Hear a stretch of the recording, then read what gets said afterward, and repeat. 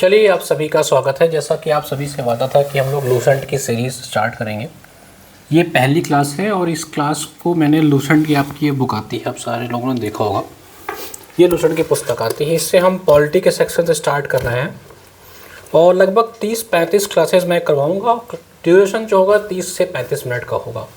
30-35 minute में Lucent की वो सारी चीज़ें मैं आपको पढ़ा दूँगा या बता दूँगा जो एक्चुअल में आपकी परीक्षा में आती हैं। बाकी जो इसमें कहानी कथा है वो आपको पढ़ने की ज़रूरत नहीं है। पहली क्लास में मैंने लूसेंट से पॉलिटी से स्टार्ट किया है और पॉलिटी का जो इम्पोर्टेंट सेगमेंट है उसको पढ़ाऊँगा। फिर आप लोग बताएंगे अगले क्लासेस में कि क्या इसमें इम्प्रूवमेंट किया जा सकता है, क्या मैं सीधे लूसेंट्स को ही स्कैन करके पढ़ाऊँ या मैं अपने हिसाब से पीपीटी में वही चीज़ आपको पढ़ाऊँ जो आपके एग्ज़ाम में आता है। चलिए आप सभी का स्वागत है। ये हमारे कुछ बैचेस हैं जिनको भी एलटी ग्रेड, जीआईसी प्रवक्ता, जीडीसी की तैयारी करनी है। सामान्य अध्ययन का हमारे नोट्स अवेलेबल है, आपको एचएन अध्ययन ऐप पे मिल जाएगा। जीआईसी प्रवक्ता और एलटी ग्रेड की जो तैयारी कर रहे हैं भाइयों, वो जीएस सुगम में बैच ले लेंगे तो उसमें आपको ये लूसेंट की जो हमारी क्लासेस होंगी, ये क्लास तो यूट्यूब पे सबके लिए फ्री है। इसकी जो पीडीएफ होगी आपको इसी बैच में मिलेगी। साथ साथ इसमें आपको लाइव और रिकॉर्डेड लेक्चर्स मिलेंगे टॉपिक वाइज, जैसे हिस्ट्री, ज्योग्राफी, पॉलिटी, और इसमें आपको एक क्विक रिवीजन नोट्स मिलेगा। तो जिसको एलटी जीआईसी तैयारी करनी है सुगम बैच जुड़ जाना, ठीक है।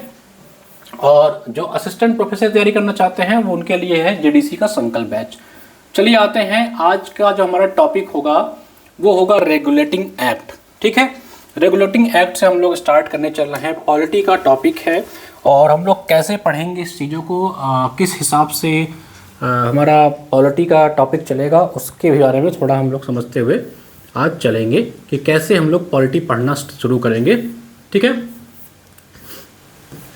चलिए सबसे पहले मैं आपको एक रोड मैप देता हूँ कि हम लोग पॉलिटी का जो हमारा लूसेंट की सीरीज़ है, ठीक है, जो हमारा लूसेंट की सीरीज़ है इसको हम लोग कैसे कंप्लीट करेंगे। देखिए जो मेरा टारगेट है वो यही होगा कि 30 से 35 लेक्चर्स आपको जो हैं पॉलिटी के वो मिलेंगे। 30 से 35 लेक्चर आपको मिलेंगे और इस 30-35 लेक्चर का ड्यूरेशन जो होगा वो 30 से 40 मिनट के बीच में रहेगा। बहुत लंबा लेक्चर नहीं रहेगा। अभी तो मैं आपको रिकॉर्डेड भी पढ़ाऊँगा, ठीक है, और कुछ क्लासेस के बाद ये आपको लाइव भी क्लासेस मिलने लग जाएंगे। लाइव क्लासेस पढ़ाना मैं इसलिए प्रेफर नहीं करता हूँ क्योंकि बच्चे बहुत फालतू कमेंट करने लगते हैं, तो फिर समय जो है उन सब चीज़ों में ज़्यादा जाता है। रिकॉर्डेड सेशंस में क्या होते हैं कि आपको टू द पॉइंट चीज़ें पढ़ा दी जाती हैं। तो रिकॉर्डेड और लाइव दोनों में पढ़ाने का प्रयास करूँगा जैसे ही टाइम जिस हिसाब से ड्यूरेशन बनेगा, ठीक है। तो ये जो बात निकल के आ रही है कि 30 से 35 लेक्चर्स होंगे, 30 से 40 मिनट का ड्यूरेशन होगा, यानी कि एक लेक्चर आपका 30 से 40 मिनट का रहेगा, रिकॉर्डेड होगा। और ये क्लासेस बिल्कुल फ्री होंगी, YT पे बिल्कुल फ्री होंगी, ठीक है। ये क्लासेस आप सभी के लिए YouTube पे बिल्कुल फ्री होंगी और इसकी जो टाइम होगी वो होगी रात को 8 बजे, 8 PM पे आपको लाइव या रिकॉर्डेड कोई ना कोई सेशन आपको डेली मिलेगा, ठीक है। इसके लिए आप लोग इसको टाइम को नोट कर लीजिए। ये हमारा जो हमने बता दिया कि इस हिसाब से हम पढ़ेंगे और पूरी लूसेंट की किताब, इस लूसेंट की पूरी किताब मैं आपको पढ़ा दूंगा। होप मेरी आवाज़ आ रही हो। तो आप लोग जब भी इस वीडियो को देखिएगा तो कमेंट करके अपने सुझाव भी आप लिख सकते हैं मेरे भाई, ठीक है। कमेंट करके आप अपने सुझाव भी लिख सकते हैं, बता सकते हैं कि इस क्लासेस में क्या इम्प्रूवमेंट की जा सकती हैं, क्या चीज़ें आपको और प्रोवाइड की जा सकती हैं, ठीक है। और सबसे इम्पोर्टेंट बात क्या रहेगी, हम लोग ये थ्योरी वाली क्लास, इसमें थ्योरी सेशन तो लेंगे ही लेंगे। उस थ्योरी से रिलेटेड जो भी आपके PYQs होंगे, ठीक है, जो भी आपके LT, GDC, GIC या SSC जो भी एग्ज़ाम आप देना चाहते हैं, और इसी लूसेंट का MCQ भी हम इसमें कवर करते हुए चलेंगे। साथ ही साथ हम वो MCQ भी कवर करेंगे जो उस थ्योरी से संबंधित आपके परीक्षाओं में पूछी जा चुकी हैं, ठीक है मेरे भाई। चलिए I think everything is clear, तो आप समझ गए होंगे। चलिए हम लोग आते हैं अपने आज के सेशन पे। हमारा जो आज का सेशन होने वाला है वो है रेगुलेटिंग एक्ट पे, ठीक है। पॉलिटी से हम लोग ने शुरुआत करी। मैंने आपसे कहा कि हर टॉपिक का मैं 7-8 वीडियो आपको बताऊंगा। ऐसे ही हमारा history, geography, polity, economy, science, environment, art, जो भी GS से संबंधित चीज़ें हैं सारे कवर हो जाएंगे और टू द पॉइंट कवर हो जाएंगे। फालतू कहानी की या कथाएं नहीं, सिर्फ वही जो आपके परीक्षा में आती हैं। आज थोड़ा इंट्रो क्लास है इसलिए थोड़ा आपका समय ले रहा हूँ। आगे की क्लास में सिर्फ और सिर्फ बात होगी और कुछ नहीं, ठीक है। माफ़ करिएगा, सिर्फ और सिर्फ क्लास होगी और कुछ नहीं। चलिए, रेगुलेटिंग एक्ट से संबंधित क्लास हमारी है, और रेगुलेटिंग एक्ट जो है सबसे पहले यही समझते हैं कि रेगुलेटिंग एक्ट है क्या। देखिए, सबसे पहले जब आपने इतिहास पढ़ी होगी, जैसे ही हमारा इतिहास मॉडर्न हिस्ट्री खत्म होता है उसके तुरंत बाद हमारी पॉलिटी शुरू हो जाती है। यानी कि अगर हम कनेक्ट करें चीज़ों को, हिस्ट्री के जस्ट बाद हमारी पॉलिटी स्टार्ट होती है। 1757 का युद्ध आपको याद होगा, ये युद्ध था आपका प्लासी का, ठीक है, ये युद्ध आप सभी को याद होगा, प्लासी का युद्ध होता है। फिर 1764 में एक युद्ध होता है, क्या, आपका बक्सर का, ठीक है मेरे भाई। प्लासी का युद्ध जो होता है उसके बाद आपका बक्सर का युद्ध होता है। ये दोनों युद्ध जो है भारत के लिए बहुत महत्वपूर्ण होता है, ब्रिटिश इंडिया कंपनी के लिए, BEIC। जहां जब ब्रिटिश ईस्ट इंडिया कंपनी की बात आएगी तो याद रखिएगा, कोने में लिख लीजिएगा, मैं लिखूंगा BEIC।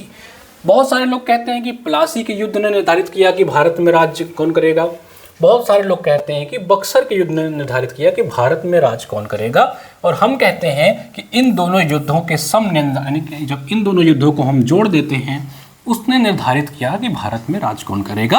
अंततः भारत में राज किसने किया भाई, ब्रिटिश ईस्ट इंडिया कंपनी ने भारत में राज किया। और जब कहीं कोई भी चीज़ें राज करती हैं, जैसे मोदी जी 2014 में आप किया है, तो उन्होंने कुछ नियम बनाए, कुछ रेगुलेशन बनाए ताकि वो अच्छे से भारत पे शासन कर सके। उसी के पश्चात 1757 की प्लासी का युद्ध होता है, 1764 का बक्सर का युद्ध होता है। फिर भारत में निर्धारित होता है कि भाई अब भारत में अंग्रेजों का राज होने वाला है। अब भारत में किसका राज होगा मेरे भाई, अंग्रेजों का राज भारत में होगा, यानी कि ब्रिटिश ईस्ट इंडिया कंपनी राज करेगी। तो राज करने के लिए ही उन्होंने रेगुलेटिंग एक्ट बनाना शुरू किया, और बारी बारी से कई एक्ट्स आते गए, रिफॉर्म होते गए। उन्हीं एक्ट्स के बारे में हम आज बात करेंगे, क्योंकि ये आपके परीक्षा के पॉइंट ऑफ व्यू से बहुत इंपॉर्टेंट है। आपके परीक्षा में एक सवाल इससे जरूर बनते हैं। और मैं आपको जो पढ़ाऊंगा, यानी कि पढ़ा तो मैं लूसेंट रहा हूँ, मैं बार बार कहता हूँ कि इस किताब को अगर आप रट लेंगे तो आपका बेसिक्स भी क्लियर हो जाएगा, आपका एग्जाम निकलने भर का जीएस भी तैयार हो जाएगा, ठीक है। तो इस किताब को मैं आपको पढ़ा रहा हूँ, लेकिन मैं वही पॉइंट्स यहाँ पे ऐड कर रहा हूँ जो एक्चुअल में एग्जाम में आपके पूछे जाते हैं, क्योंकि मैं इस किताब के साथ साथ PYQ भी देखते हुए चल रहा हूँ। यानी कि मैं जो यहाँ आपको पढ़ाऊंगा लूसेंट तो होगा ही, PYQ भी उसमें कवर होगा, ठीक है मेरे भाई। चलिए, तो इन दोनों युद्धों ने यानी कि 1757 की लड़ाई और 1764 का बक्सर का युद्ध ने यह निर्धारित किया कि अब भारत में अंग्रेज यानी कि ब्रिटिश ईस्ट इंडिया कंपनी का शासन होगा। उसी के मद्देनजर रेगुलेटिंग एक्ट आया, और जो सबसे पहले एक्ट आता है वो होता है सन 1773 का रेगुलेटिंग एक्ट। किस ईयर का भाई, सन 1773 का।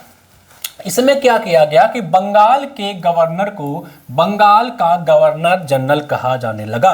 याद रखिएगा, BMC जो थी, बंद मक्खन चाय नहीं, बॉम्बे, मद्रास एंड कलकत्ता, ये तीन जो रीजन थे उस समय भारत के। अगर मैं थोड़ा सा भारत का मैप आपको दिखाऊं, ठीक है, अगर थोड़ा सा ऐसे बस आप नक्शे को समझने का प्रयास करिए, बहुत आर्ट में मत जाइएगा, ठीक है। अगर मैं भारत के मैप को समझाऊं तो जो BMC थे आपके, बॉम्बे, मद्रास और कलकत्ता, ये तीनों रीजन बहुत इंपॉर्टेंट थे अंग्रेजों के समय में, ठीक है। तो जब 1773 का एक्ट लाया गया, रेगुलेटिंग एक्ट से कहते हैं, उसमें जो बंगाल का गवर्नर जनरल था, उसे बंगाल का जो गवर्नर था, पहले उसको सिर्फ गवर्नर कहा जाता था, बाद में इस एक्ट के तहत उसको बंगाल का गवर्नर जनरल कहा जाने लगा। इस एक्ट के पहले मुंबई और मद्रास जो थे वो अलग अलग शासन करते थे, मतलब वहां के कोई और शासक थे, यहाँ के कोई और शासक थे। लेकिन जब ये एक्ट लाया गया तो बॉम्बे और मद्रास को भी इसी के अधीन कर दिया गया। किसके, कलकत्ता के। जो कलकत्ता का गवर्नर यानी कि बंगाल का गवर्नर जनरल जो बनेगा, वही अब मुंबई और मद्रास का भी शासन या ये कह लीजिए कि पूरा काम देखेगा, अलग अलग लोग नहीं रहेंगे। तो याद रखिएगा, एग्जाम में पूछता है कि किस एक्ट के तहत मुंबई और मद्रास को बंगाल के गवर्नर जनरल के अधीन कर दिया गया। तो एक प्रश्न आपका यहां से एग्जाम में सीधा सीधा पूछा जाता है, ठीक है। और तब प्रथम गवर्नर जनरल कौन बना भाई, जब बंगाल का गवर्नर जनरल कौन बना प्रथम, लॉर्ड वॉरेन हेस्टिंग्स को प्रथम गवर्नर जनरल बनाया गया। कहाँ का, याद रखिएगा, बंगाल का। भारत का गवर्नर जनरल आगे बताएंगे कौन बनता है। तो अगर पूछता है कि बंगाल का प्रथम गवर्नर जनरल किसे बनाया गया मेरे भाई, तो क्या होगा, लॉर्ड वारन हेस्टिंग्स। याद रखेंगे ये पॉइंट, आपके जो जितने पॉइंट्स आपको इस क्लास में देखने को मिलेंगे वो सारे पॉइंट्स आपके एग्जाम के लिए इंपॉर्टेंट हैं। यूँ कह लीजिए कि आपके परीक्षा में आए हैं, आते रहेंगे। आज की क्लास में हो सकता है कंटेंट आपको थोड़ा कम मिल पाए, क्योंकि पहली क्लास थी, थोड़ा आपको इंट्रो भी करना था। आगे की क्लास में सिर्फ और सिर्फ कक्षाएं होंगी, बट कहीं पे कम बात होंगी, ठीक है। इसी एक्ट के तहत कलकत्ता में सुप्रीम कोर्ट यानी कि एक हाई कोर्ट स्थापित की गई। सुप्रीम कोर्ट है यहाँ पे कह सकते हैं, ठीक है। कलकत्ता में एक हाई कोर्ट बनाया गया, जिस किस ईयर में भाई 1774 में, यानी एक साल बाद ही कलकत्ता हाई कोर्ट के, या हम कहते हैं CHC, याद रखिएगा, कलकत्ता हाई कोर्ट का इसी, जब भाई ये हो गया कि यार बंगाल में अब सब पूरा शासन भारत का बंगाल से होना है, तो वहां पे इन्होंने कलकत्ता हाई कोर्ट का स्थापना कर दिया। और किस ईयर में कर दिया, सन 1774 में किया। याद रखिएगा, पूछता है किस, कहां पे, किस एक्ट के तहत और किस ईयर में किया गया, ठीक है। और इसके जो पहले जज बने वो कौन बना भैया, सर एलिजा एम्पे। कौन बने, सर एलिजा एम्पे को पहला जज बनाया गया। इनके अलावा एक जज से तो काम होना नहीं था, इनके अलावा इसमें अन्य जजेस की भी नियुक्ति की गई, जिसमें थे आपके चैम्बर्स, लिमनिस्टर एंड हाइड, ठीक है। इसको अगर याद करेंगे तो ऐसे लिख सकते हैं ट्रिक से, HCL, ठीक है। एच से आपके कौन थे, HCL आपको याद होगा IT सेक्टर की एक कंपनी है, ठीक है। HCL कंपनी के बारे में आप सुने होंगे, लखनऊ पे इसका एक बहुत बड़ा ब्रांच भी है। तो अगर H से कहेंगे कौन, हाइड, C से कहेंगे तो चैम्बर, L से देखेंगे तो लिमनिस्टर। अगर आप चाहें तो HCL याद रखेंगे।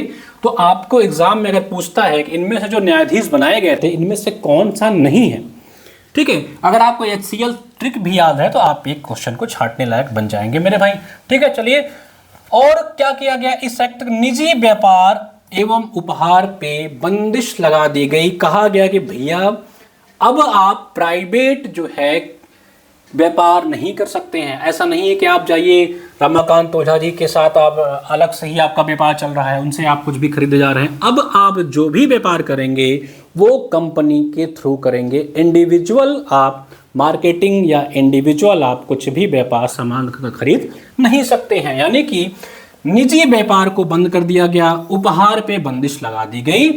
और इसी के तहत पहली बार भारत में केंद्रीय प्रशासन की नींव रखी गई। अभी जो इंडिविजुअल चलता था लोगों पे प्रशासन, जैसे मद्रास पे कोई और प्रशासन कर रहा था, बॉम्बे पे कोई और कर रहा था, लेकिन इस एक्ट के तहत केंद्रीय प्रशासन की नींव भारत में पहली बार रखी गई। आशा करता हूं कि ये 1773 का जो एक्ट था, इससे संबंधित जितने फैक्ट थे अभी तक आपके लूसेंट की किताब से, साथ ही साथ आपके PYQ में जो प्रश्न पूछे गए हैं यहाँ से कवर हो जाएंगे। अभी हम इस पे, अगर आज टाइम मिलता है तो अगले लेक्चर में इसी से संबंधित हम आपको MCQ भी करा देंगे, जो आपके UPPSC या किसी भी एग्जाम में आए हुए हैं, ठीक है। तो आपका कॉन्सेप्ट और फैक्चुअल आपका क्वेश्चन दोनों क्लियर हो जाएंगे। ये सीरीज हमारी चलेगी लूसेंट GK GS के नाम से, याद रखिएगा। अभी मैं टीम से बोल करके इसका एक प्लेलिस्ट भी बनवा दूंगा, आप इसको जब चाहें तब देखिए। रिकॉर्डेड लाइव जो भी सेशन होगा इसका प्लेलिस्ट HN अध्ययन पे आपको मिल जाएगा मेरे भाई, ठीक है। आप जाइएगा, वहां से 30-35 मिनट के लेक्चर्स लूंगा। आज थोड़ा हो सकता है ज्यादा हो या थोड़ा आधा कवर करेंगे, क्योंकि आज इंट्रो था, ठीक है। ये चीजें आपको क्लियर हो गई होंगी। अब हम आगे बढ़ते हैं। इसके बाद 1773 की कहानी खत्म हुई, लेकिन जब 1773 की कहानी खत्म हुई तो एक, जब भैया देखा गया यार कि 1773 में हम, जैसे होता ना कि पंचवर्षीय योजनाएं, जैसे आप लोगों ने पढ़ा होगा कि ये आई, पहली आई फिर दूसरी आई, इसी तरह इनका पंचवर्षीय योजना ही चल रहा था। लेकिन ये 5 वर्षों पे नहीं आ रहा था, कोई इनका फिक्स डेट नहीं था कि कब आएगा, ठीक है। ज्यादातर नियम बनाया था इन्होंने कि हम लोग 10-10 साल बाद निकालेंगे, लेकिन 10-12 का रेंज लोग रखते थे। जैसे 73 में आया तो 83 में आना चाहिए था, लेकिन 84 में आया, यानी कि 10 से 12 साल के गैप पे इनके एक्ट्स आते रहते थे, ठीक है मेरे भाई। चलिए, फिर एक आता है 1784 का एक्ट, ठीक है, जिसे हम लोग कहते हैं पिट्स इंडिया एक्ट, ठीक है। पिट्स इंडिया एक्ट के नाम से इस एक्ट को जाना जाता है। एग्जाम में पूछेगा कि किस एक्ट को पिट्स इंडिया एक्ट के नाम से जाना जाता है मेरे भाई, तो आप कहेंगे 1784 का एक्ट, ठीक है। इसमें क्या गया आगे, एक बोर्ड ऑफ डायरेक्टर्स और एक बोर्ड ऑफ कंट्रोल की नियुक्ति की गई। अगर आप देखेंगे BOD, ठीक है, और एक BOC, इन दोनों की नियुक्ति की गई। डी जो था यानी कि जो डायरेक्टर था वो क्या करता था, व्यापारिक था, यानी कि व्यापार से संबंधित जो काम कंपनी देखती थी उसका काम देखता था। डायरेक्टर होते हैं ना कंपनी में, पता लगा किसी कंपनी MD होते हैं, CEO होते हैं, उसी तरह MD से अगर D से करेंगे एग्जाम में कंफ्यूजन ना हो, इसलिए डायरेक्टर जो थे वो आपके कॉमर्शियल से संबंधित काम देखते थे भैया कि चीन से कैसा व्यापार चल रहा है या अन्य देशों से व्यापार कैसा है, उसका किसका काम था, बोर्ड ऑफ डायरेक्टर का। और जो कंट्रोलर था वो पॉलिटिकल मुद्दे देखता था कि भैया कि यहाँ का एडमिनिस्ट्रेशन कैसे चल रहा है, पुलिस कैसे काम कर रही है, या लोकल जो बॉडीज है वो कैसे काम कर रही है, वो किसका काम था, बोर्ड ऑफ कंट्रोल का। ठीक है, ये राजनीतिक विषय देखता था और ये व्यापारिक विषय देखता था। चलिए अब अगला फिर एक्ट आता है आपका 1813 का एक्ट। थोड़ा तेजी से बढ़ेंगे ताकि हमारा एक्ट जो है आज कवर हो जाए। आगे क्लासेस में हम ऐसे इसी तरह के हम पॉलिटी के सारे सेशंस कोशिश करेंगे शुरू कर दें। व्यापारिक एकाधिकार समाप्त कर दिया गया। अभी तक इसके पहले हमने पढ़ा कि इंडिविजुअल जो व्यापार था वो समाप्त किया गया था। अब 1813 के एक्ट में क्या हुआ, व्यापार का एकाधिकार जो है ब्रिटिश ईस्ट इंडिया कंपनी का वो समाप्त कर दिया गया, सिर्फ चीन के साथ छोड़ करके। मतलब कहा गया कि चांदनी चौक टू चाइना, यानी कि अभी आप चाइना से व्यापार कर सकते हैं, बाकी किसी भी देश से व्यापार करने के लिए और लोगों को छूट दी जाएगी। फिर आप इतिहास में जब घुसते हैं देखेंगे कि फ्रांस की कंपनी आती हैं और देशों को, पुर्तगाल की कंपनी आती हैं, तो सबको मौका मिलता है। और ब्रिटिश यानी कि ब्रिटेन से भी बहुत सारे, एक तो कंपनी थी BIC, British east India company, इसके अलावा भी ब्रिटिश के बहुत सारी कंपनियां काम कर रही थी भारत में। तो इसका एकाधिकार समाप्त करके सबको काम दे दिया गया, सिर्फ चीन के साथ इनको कंटिन्यू रखा गया। और आगे चलकर अभी देखेंगे कि चीन के साथ भी इनका व्यापार समझौता जो है मेरे भाई वो समाप्त किया गया। देखिए ये क्लास में रात में रिकॉर्ड कर रहा हूँ तो स्टूडियो में कोई नहीं है, इसलिए थोड़ा मुझे देखते रहना पड़ रहा है कि क्लास प्रॉपर्ली रिकॉर्ड हो पा रही नहीं हो, इसलिए मैं बार बार पीछे जा रहा हूँ। तो कल से ये चीज़ें सही हो जाएंगी। और ईसाई पादरियों का, ईसाई जो आपके मिशनरीज थे यहाँ पे, उनको भी भारत में आगमन किया गया। चलिए भैया अब आप लोग आइए, क्रिश्चियनिटी को यहाँ पर बढ़ाइए, मतलब लोगों को बताइए, ईसाई धर्म के बारे में समझाइए कि इसमें क्या अच्छाइयाँ हैं क्या बुराइयाँ हैं। वो सारी चीज़ें, बुराइयाँ तो नहीं, अच्छाइयाँ ही बताई जाएंगी, ठीक है, ईसाई पादरियों के द्वारा। ठीक है, इस चीज़ को आप समझ के एग्जाम में पूछता है कि किस एक्ट के द्वारा व्यापारिक एकाधिकार समाप्त कर दिया गया, तो वो होगा आपका, ये UPSC का क्वेश्चन आया हुआ है। ठीक है, UPSC 2018 का प्रश्न एक है, जाकर के अगर आप देखेंगे तो आपको मिल जाएगा। ठीक है, तो इस एक्ट के तहत दो चीज इंपॉर्टेंट थी, मैंने आपको समझा दिया मेरे भाई। चलिए अब हम बढ़ते हैं आगे। आगे कौन सा एक्ट आएगा हमारा, ठीक है, आगे हमारा आता है जो सबसे इंपॉर्टेंट एक्ट बनता है वो है 1833 का एक्ट। अब क्या किया गया कि व्यापारिक अधिकार पूर्णतः समाप्त। अभी तक था कि भैया ऐसा है कि आपका अधिकार तो हम समाप्त कर दे रहे हैं, लेकिन चीन के साथ मौका दे रहे हैं, कर लो जो करना हो। ठीक है, चांदनी चौक टू चाइना तक था, लेकिन 33 में कहा गया कि नहीं भैया अब ये भी बंद करेंगे, अब आपका व्यापारिक अधिकार पूर्णतः समाप्त करेंगे। ठीक है, एकाधिकार जो मिली हुई थी कंपनी को वो पूर्णतः समाप्त हो गई। अभी आगे देखेंगे धीरे धीरे कंपनी का शासन धीरे धीरे क्या होगा, ब्रिटेन के जो PM होते हैं वहाँ के अकेले ब्रिटेन की संसद के पास चले जाए। अभी तक क्या थी यहाँ पे जो सारी चीज़ें चल रही हैं, जो सारा गेम चल रहा है वो कौन कर रहा है, British east India company BEIC। ठीक है, सारा गेम ये कर रहे थे। अब क्या होगा, धीरे धीरे यही चीज मूव करके ब्रिटेन के क्राउन के हाथों में चीजें जाने लग जाएंगी, यानी कि ब्रिटेन की जो संसद, जो पार्लियामेंट, जो सरकार है वहां का, उनके हाथों में चीजें मूव करने लग जाएंगी। ठीक है मेरे भाई, इतना बात समझ में आई। चलिए अब 1833 के एक्ट को फटाफट देख लेते हैं कि इस एक्ट के क्या क्या इंपॉर्टेंट पहलू थे। व्यापारिक अधिकार पूर्णतः समाप्त। बंगाल का जो गवर्नर जनरल था उसे भारत का गवर्नर जनरल बना दिया गया। क्या किया गया, जो बंगाल का गवर्नर जनरल था उसे भारत का गवर्नर जनरल बना दिया गया। याद रखिएगा कौन बना, बेंटिक, विलियम बेंटिक को बनाया गया भारत का पहला गवर्नर जनरल, भारत का पहला गवर्नर जनरल। ठीक है, कौन बनाया भैया, बेंटिक। अगर कंफ्यूजन होते हैं तो बेंटिक को ऐसे लिखिए BENTIC, और यहां से B को भारत से आप कांटेक्ट कर सकते हैं या भारत से आप इसको मेल मिला सकते हैं कि भारत का पहला गवर्नर जनरल कौन बना भैया, बेंटिक। कलकत्ता का पहला गवर्नर जनरल कौन बना था, कमेंट सेक्शन में बताइए, क्योंकि मैंने आपको 1773 के रेगुलेटरी एक्ट का बताया था। विधि सदस्यों की नियुक्ति की गई, यानी कि एक लॉ जो मेंबर था उसकी नियुक्ति होती है ताकि लॉ पे भी काम किया जा सके। दास प्रथा को बंद कर दिया गया सन 1843 में। एलन बेरो जो था वो इस समय भारत का गवर्नर जनरल बनता है जब दास प्रथा को बैन किया जाता है, तो एलन बेरो की मदद से। ठीक है, याद रखिएगा 1843 में। एक बार इसको मैं देख भी लूंगा। विधि आयोग जो होता है उसके जो पहले अध्यक्ष बनते हैं, यहां हमने कहा ना कि विधि सदस्य की नियुक्ति होती है और उसके लिए एक कमीशन बनाया जाता है, लॉ कमीशन जिसे आप कहते हैं। ठीक है, एक लॉ कमीशन की नियुक्ति होती है मेरे भाई। ठीक है, मैं इंग्लिश में भी लिखता चल रहा हूं, इंग्लिश वाले परेशान मत होइएगा, जो टर्मिनोलॉजी इंग्लिश में है वो आपको मिल जाएगी। बिल्कुल मैं कोशिश करूंगा अगली बार से पीपीटी बाइलिंगुअल हो। तो लॉ कमीशन जो बनता है किस ईयर में? 1834 में बनता है। पहले अध्यक्ष आपके मैं काले साहेब बनते हैं। कौन? मैं काले, मैं गोरे नहीं, मैं काले साहेब बनते हैं। और सारा विधि जो बनता है वो काला ही बनता जाता है, यानी कि भारत के लिए अच्छा नहीं होता है।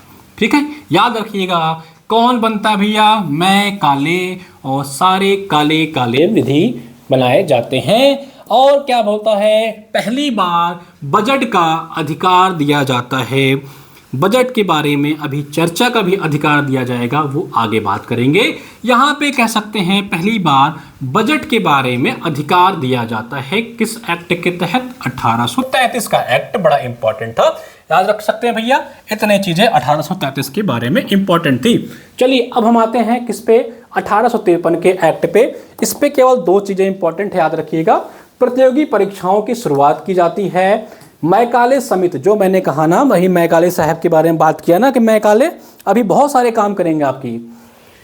प्रतियोगी परीक्षाओं की शुरुआत अगर एग्जाम में पूछता है किस एक्ट के तहत होता है, तो 1853 मैकाले समिति की नियुक्ति होती है। मतलब मैकाले समिति ही इस पे सुझाव अपनी देती है। चलिए 1858 का एक्ट आता है, आपको पता है 1857 की क्रांति इसी बीच में हो जाती है। देखिए पॉलिटी हिस्ट्री एक साथ चल रही होती है। 1857 की क्रांति होती है मेरे भाई, और उस क्रांति में बहुत सारे बदलाव देखने को मिलते हैं। पूरा बहुत सारे लोग इसको अलग अलग नाम से जानते हैं। कोई इसे भारत का पहला स्वतंत्रता संग्राम कहते हैं। ये हिस्ट्री का पोर्शन है, जब आपको हिस्ट्री के बारे में बात करेंगे तो इस पे चर्चा भी करेंगे। फिर उसी के बाद जैसे युद्ध समाप्त होता है, युद्ध विराम होता है, अंग्रेजों ने यानी कि ब्रिटिश ईस्ट इंडिया कंपनी ने पूरी तरह से भारतीयों को, या जो भी कह लीजिए उसमें भारत तो नहीं था, अलग अलग इंडिविजुअल लोग जो लड़ते हैं अलग अलग जगह से, जब उनको दबा दिया जाता है तो उसके तुरंत बाद एक एक्ट लाया जाता है भैया, जिसे कहते हैं 1858 का एक्ट। अब क्या होता है? कंपनी से पूरा का पूरा शासन जो है वो क्राउन के हाथ में चला जाता है। क्राउन का मतलब क्या हुआ मेरे भाई? क्राउन का मतलब हुआ कि ब्रिटिश का जो गवर्नमेंट है, यानी कि ब्रिटेन की जो सरकार थी, ब्रिटिश की जो पार्लियामेंट थी, अब कंपनी के शासन को सीधा सीधा क्राउन देखने लगता है, यानी कि वहाँ की जो रानी थी, यूँ कह लीजिए कि वहाँ का जो पार्लियामेंट था, अब वो भारत के शासन को देखेगा।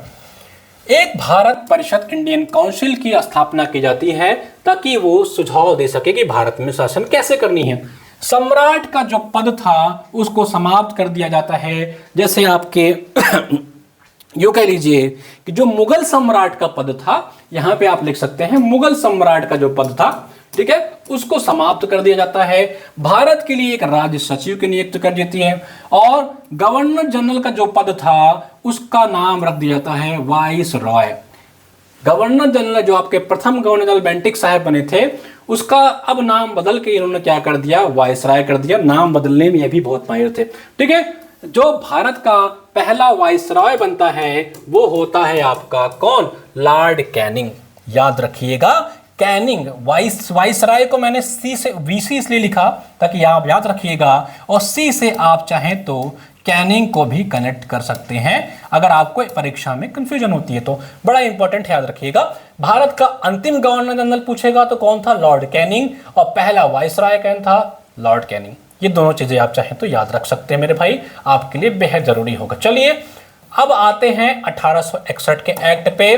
विभागीय प्रणाली की शुरुआत की जाती है किसके द्वारा? कैनिंग, क्योंकि कैनिंग ही उस समय होता है आपका वाइसरॉय। विभागीय प्रणाली का जिसे हिंदी में कहते हैं पोर्टफोलियो। ठीक है, पोर्टफोलियो प्रणाली की स्टार्ट होती है, यानी कि एक ही विभाग में अलग अलग चीजों का बंटवारा कर दिया, तो भैया ये काम तुम देखो, ये काम वो देखेंगे। इसी तरह पोर्टफोलियो विभाग की शुरुआत होती है। एग्जाम में पूछता है, बेहद जरूरी चीज है, याद रखिएगा। कल इस पे क्वेश्चन नहीं करवाएंगे, 30 मिनट ज्यादा सेशन नहीं लेंगे, ताकि आप सभी इस सेशन को मजे में देख डालें और आपको बिल्कुल भी बोरियत फील नहीं हो। 1861 का जो एक्ट आता है उसी के तहत विभागीय, यहाँ पे या लिख लो भाई, टाइपिस्ट थोड़ा ध्यान देना यार, विभागीय यानी कि पोर्टफोलियो की शुरुआत होती है और इसी के तहत अध्यादेश की शक्ति दी जाती है। किसको? गवर्नर जनरल को अध्यादेश जारी करने की शक्ति दी जाती है, जिसकी वैलिडिटी जो होती है, वैधता जो होती है भैया, वो 6 मंथ होती है। ठीक है, कोई भी अध्यादेश 6 महीने तक लागू रहेगी। विधान परिषद में मनोनयन की प्रक्रिया चालू होती है कैनिंग के द्वारा, जिन्होंने बनारस के राजा, पटियाला के महाराजा और सर दिनकर राव को विधान परिषद में मनोनयन किया। ये 3 चीजों को याद रखना है। सबसे इंपॉर्टेंट जो है वो है विभागीय प्रणाली की शुरुआत पूछता है एग्जाम में, किस एक्ट के तहत की गई? तो 1861। ठीक है मेरे भाई, चलिए अब आते हैं हम 1892 का एक्ट। पहली बार अप्रत्यक्ष चुनाव प्रणाली शुरू होती है। बजट पर बहस का अधिकार दिया जाता है। अभी मैंने आपको बताया था कि बजट पर अधिकार जो मिलता है वो किस एक्ट के तहत मिलता है, आप कमेंट करके बताएंगे। लेकिन अब जो है बजट पे डिस्कशन का अधिकार दिया जाता है। ठीक है, अभी और भी बजट पे आपको राइट्स मिलेंगे, आगे बात करेंगे। आप चाहें तो बता सकते हैं कि किस आर्टिकल के तहत बजट के बारे में चर्चा की गई है। ठीक है, चलिए सन 1909 का एक्ट आता है, जिसे बोलते हैं मार्ले मिंटो सुधार। ठीक है, मार्ले मिंटो सुधार याद रखिएगा। बहुत सारे बच्चे मार्ले मिंटो सुधार और मॉन्टेग्यू चेम्सफोर्ड सुधार में कंफ्यूजन करते हैं। ये एक्ट जो है देखेंगे 9 का है और इसके बाद आता है 1919 का। ठीक है, उसे बोलते हैं मॉन्टेग्यू चेम्सफोर्ड। ये बड़ा है, उसका नाम भी बड़ा है, ये छोटा है, इसका नाम भी छोटा है, मार्ले मिंटो। ठीक है, मुस्लिमों को एक अलग प्रतिनिधित्व की शुरुआत होती है, यानी कि मुस्लिमों के लिए एक अलग से निर्वाचन प्रक्रिया की शुरुआत की जाती है। मिंटो साहब को सांप्रदायिक निर्वाचन का जनक भी कहा जाता है।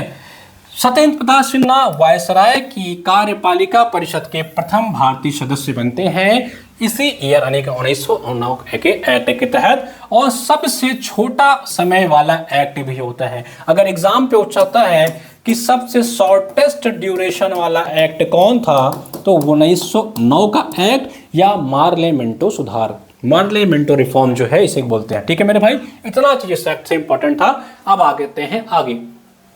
अब हम आते हैं 1919 के एक्ट पे, मॉन्टेग्यू चेम्सफोर्ड। देखिए यहाँ पे ये बढ़ गया ना 1919, तो इसका नाम भी बड़ा हो गया, इसलिए कंफ्यूजन मत होइएगा। एग्जाम में पूछता है किस एक्ट को मॉन्टेग्यू चेम्सफोर्ड एक्ट कहते हैं, तो बच्चे 1909 और 1919 में बड़ा कंफ्यूजन करते हैं। याद रखिएगा, नाम बड़ा, ईयर बड़ा ना, यहाँ 1919 बढ़ा तो नाम भी बढ़ गया। प्रांतों में द्वैध शासन प्रणाली की शुरुआत की जाती है। अब इसके जो जनक होते हैं वो होते हैं लियोनस कार्टियस। ठीक है, अगर पूछता है द्वैध शासन यानी कि ड्यूअल गवर्नमेंट के, जो आपका ड्यूअल गवर्नमेंट का एडमिनिस्ट्रेशन प्रणाली है, उसका फादर कौन है, तो वो कौन है भैया? लियोनस कार्टिस। ठीक है, याद रखिएगा, द्वैध शासन के जनक कहा जाता है इनको, द्वैध शासन के फादर हैं, या इनको आप जनक कह सकते हैं। एग्जाम में कई बार पूछा है, लियोनस कार्टियस। ठीक है, इसमें क्या करते हैं, द्वैध शासन में क्या करते हैं, कुछ चीजों को आरक्षित यानी कि रिजर्व कर देते हैं, कुछ चीजों को ट्रांसफर कर देते हैं। मतलब समझिए, कुछ चीजें सरकार अपने पास रख लेती है भैया कि इसका काम हम देखें, कुछ चीजें क्या करती है, दे देती है भारतीयों को, जो लोकल बॉडीज होती है। तुम देखो, इंपॉर्टेंट चीजें ये रिजर्व कर देते हैं, जैसे वित्त को रिजर्व कर लेते हैं, टैक्स को रिजर्व कर लेते हैं, अकाल सहायता को रिजर्व कर, चाय, पुलिस, इन जो इंपॉर्टेंट चीजें हैं भैया, इसको वो रिजर्व कर लेते हैं। हम देखेंगे जो ऐसी चीज, शिक्षा तुम देखो, पढ़ो चाहे मत पढ़ो, तुम्हारा मतलब हम नहीं देखेंगे। स्थानीय स्वशासन जाओ, देखो गांव में क्या चल रहा है, हमसे मतलब नहीं। हेल्थ का क्या इश्यू है तुम देखो, मनोरंजन का साधन तुम देखो, यानी कि जो काम की चीजें थी जिसको वो लक्ष्य मिला करके अपना पीछा छुड़ाने के लिए इन्होंने चीजों को ड्यूअल मतलब द्वैध शासन में बांट दिया। इंपॉर्टेंट चीजें अपने पास रख लिया, बाकी जो काम की चीजें थी, जो लगता था कि लोगों की नीड है, उनको शिक्षा चाहिए, उनको चिकित्सा चाहिए, उनको मनोरंजन चाहिए, उसको क्या तुम देखो भैया, ये हम नहीं देख पाएंगे। इससे इनका क्या हुआ, ये दिखा भी दिए कि हमने भारतीयों को या यहाँ के लोगों को शासन में लाया, लेकिन पूर्णता नहीं। एक बड़ी अच्छी लाइन मैंने कहीं पढ़ी है, शायद स्वामी विवेकानंद लाइन है। चलिए अभी मैं आपको बताता हूँ, मुझे अगर लाइन याद आती है तो मैं आपको बताता हूँ। इंग्लिश में बड़ी अच्छी लाइन है, ठीक है। और इसी एक्ट के तहत आपका एक महालेखा परिषद की शुरुआत की जाती है। साथ ही साथ लोक सेवा आयोग याद रखिएगा, जिसे ली आयोग, ली कमीशन ने जो बनाया था, उसी के तहत एक लोक पब्लिक सर्विस कमीशन की शुरुआत होती है 1923 और 1924 के बीच। सांप्रदायिकता का विस्तार किया जाता है। अभी तक मुस्लिमों को जो रिजर्वेशन दिया गया था उसको और आगे बढ़ाया जाता है। केंद्रीय वर्सेज राज्य बजट, यानी कि अब सेंट्रल का और स्टेट का जो है बजट अलग अलग हो जाता है। केंद्र अपना बजट बनाता है मेरे भाई, ठीक है, और राज्य अपना बजट बनाता है। चलिए बुद्धिमान लोग कमेंट सेक्शन में बताइए कि किस आर्टिकल के तहत केंद्रीय बजट है और किस आर्टिकल के तहत आपका राज्यों का बजट है। तो ये जो 1919 का एक्ट था, इसी के तहत केंद्रीय वर्सेज राज्य बजट जो है वो डिवाइड हो जाता है। अब दोनों लोगों का बजट अलग अलग होगा। होप ये चीजें आपको समझ में आई होंगी, ठीक है। और पहली बार मेरे भाई महिलाओं को वोट का अधिकार, यानी कि right to vote to women जो है वो 1919 के एक्ट के तहत महिलाओं को दिया जाता है। इस समय जो प्रधानमंत्री थे ब्रिटेन के, वो थे लॉर्ड जॉर्ज। कौन थे? ब्रिटेन के प्रधानमंत्री थे लॉर्ड जॉर्ज। महिलाओं के लिए बड़ा लॉयल थे, इसीलिए उन्होंने कहा मेरे भाई महिलाओं को भी वोटिंग का राइट मिलना चाहिए, ठीक है। चलिए इतना चीज आप लोग ने समझ लिया होगा। इसकी पीडीएफ आपको कहाँ मिलेगी ये याद रखिएगा। इसकी पीडीएफ जो अभी आज की क्लास है, इसकी पीडीएफ आपको एचएन अध्ययन के टेलीग्राम चैनल पर मिल जाएगी। सारे लोग जा करके एचएन अध्ययन का टेलीग्राम चैनल मेरे भाई जरूर ज्वाइन कर लेंगे। सारे लोग ज्वाइन कर लेंगे, जितने भी बुद्धिमान लोग यहाँ पे जुड़े हैं मेरे भाई बंधु, सब लोग जो जा करके एचएन अध्ययन के टेलीग्राम पे आपको इसकी पीडीएफ मिल जाएगी। मैं आपको एक बार दिखा भी देता हूँ। कुल्ला सिमसिम, चलिए ये आपको मिलेगा हमारे टेलीग्राम पे एचएन अध्ययन, वहीं पे मैं अभी आपको इसकी पीडीएफ भिजवा दे रहा हूँ, ठीक है। बाकी बैच से संबंधित जानकारी आपको हमारे ऐप पे मिली जाएगी। जिनको भी बैच जुड़ना है जाकर के जुड़ सकते हैं। एलटी जीडीसी जीआईसी की मैं गारंटी लेता हूं कि जितना सामान्य अध्ययन की क्लासेस हम लोग पढ़ाएंगे, अगर उतना आप पढ़ के चले जाएंगे तो 30 में से 25 क्वेश्चन कहीं नहीं गया है। एक बात याद रखिएगा, करंट की चिंता मत करिए, मैं पूरा 7-8 महीने का करंट आपको खुद कराऊंगा, उसके बाहर आपका कोई करंट नहीं आएगा। तो करंट अफेयर चिंता मत करिए, अभी अफेयर की चिंता करिए कि आपका जीएस जो है वो कवर हो जाए। देख लीजिए ये सारे हमारे बैचेज हैं। अगर आपको सामान्य अध्ययन के बैचेज जुड़ने हैं, एचएन अध्ययन ऐप डाउनलोड कर लीजिए। सुगम बैच है आपके जीआईसी और एलटी के लिए। और आपके जो और एक चीज इंपॉर्टेंट मैं आपको बता दूं, बहुत सारे विद्यार्थियों को अलग अलग बैच नहीं लेना, तो उनको चाहिए कि भैया सब कुछ हमको एक साथ मिल जाए, ठीक है। उन विद्यार्थियों के लिए हमारा महापैक है, ठीक है। ये महापैक है अभ्यर्थियों के लिए। इस महापैक के थ्रू आप हमारा, जैसे मान लीजिए कि ये एक सेकेंड, ये जीएस का महापैक ज्वाइन कर लेंगे, जिसकी फीस 5,799 अभी ऑफर चल रहा है राखी का। आई थिंक इसका 50% ऑफ चल रहा होगा। वो एक कोड यूज कर लीजिएगा RAKHI, ठीक है। इसमें क्या होगा, आपको 10-15 बैच मिल जाएंगे एक साथ। एलटी ग्रेड, जीआईएससी, यूपीजीडीसी, एचपीएससी, जो भी एग्जाम हमारे यहाँ चल रहे होंगे बैच, सब आपको एक साथ मिल जाएंगे। इसी तरह जीएस है, इसी तरह इंग्लिश है, इसी तरह आपका हिंदी साहित्य है, कॉमर्स है। महापैक का यही फायदा है। चलिए आज की क्लासेस में इतना ही करते हैं। कल इसके आगे का आर्टिकल देखेंगे, इसके आगे का एक्ट देखेंगे, या एक सेकंड देखते हैं कुछ एक्ट तो चलिए अभी 2-3 एक्ट्स और रह गए हैं जो इंपॉर्टेंट है, इसके आगे की क्लासेस में देखेंगे, क्योंकि हम चाहते हैं कि इसका जो क्लास है वो 30 मिनट का ही रहे। और आज तो बहुत सारी बातें हो गई क्योंकि इंट्रोडक्शन वाली क्लास थी, ठीक है। अब जो हमारी अगली क्लास होगी मेरे भाई, वो हम लोग शुरू करेंगे 1935 के एक्ट से। बड़ा इंपॉर्टेंट एक्ट होगा 1935 के एक्ट के बारे में आपको बहुत सारी चीजें बतानी भी रहेंगी। देखिए ये हमारी जो है ना, जो एक्ट्स हैं, जो रेगुलेटिंग एक्ट्स हमारी है, ये हमारी क्या कर रही है, भूमिका तैयार कर रही है। ये हमारी क्या है, भूमिका तैयार कर रही है कि हमें पॉलिटी आई कैसे, पॉलिटी को पढ़ना कैसे है। मैं आपको बता रहा हूँ, मैं आपको 7 से 8 लेक्चर पॉलिटी का पढ़ा दूंगा। इसमें सिर्फ लूसेंट तो मैं नहीं कवर कर रहा हूँ। देखिए ये दोनों किताब कवर कर दूंगा, परेशान नहीं होना कि सर लूसेंट ही कवर। लूसेंट तो बेस हमारा है। अब आप जाकर के जब लूसेंट पढ़ेंगे ना, तो आपको बहुत सारी कहानियां मिलेंगी इसमें, लेकिन आपको मैंने वो चीजें बता दी हैं जो आपके परीक्षा में आती हैं, ठीक है। चलिए इस सेशन को एंड करते हैं। अगले सेशन में हम क्या करेंगे कि इसी क्लास को कंटिन्यू करेंगे और 1935 के एक्ट से शुरुआत करेंगे। चलिए धन्यवाद।